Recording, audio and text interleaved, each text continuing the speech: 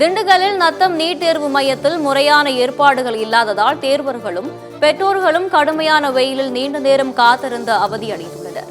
திண்டுக்கல் மாவட்டம் நத்தம் கோவில்பட்டி துரைக்கமலம் ஆண்கள் மேல்நிலை மாதிரி பள்ளியில் மாணவர்கள் நீட் தேர்வு எழுத வருகை தந்தனர்.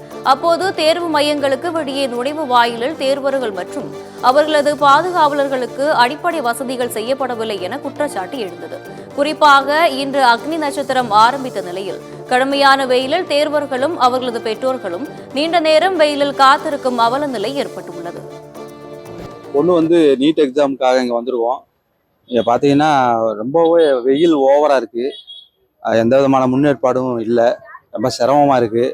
உள்ளே நிறைய இடம் இருக்குது. ஆனால் எங்களை உள்ளே விடுறதுக்கு எந்த விதமான நடவடிக்கையும் எடுக்கலை. வெயில தான் நிற்கிறோம். காலையில் 11 மணிக்கு வந்தோம். 11 மணிலிருந்து இப்போ இவ்வளோ டைம் ஆகிடுச்சு. இன்னும் பிள்ளை உள்ளே போயிருக்காங்க. ஆனால் இன்னும் எக்ஸாம் டைம் 2 to 5. அது வரைக்கும் நாங்கள் நிற்கணும். ஆனால் எங்கே போய் நிற்கிறது என்ன பண்ணுறதுன்னு தெரில. எந்த விதமான ஏற்பாடு இல்லை. அதுதான்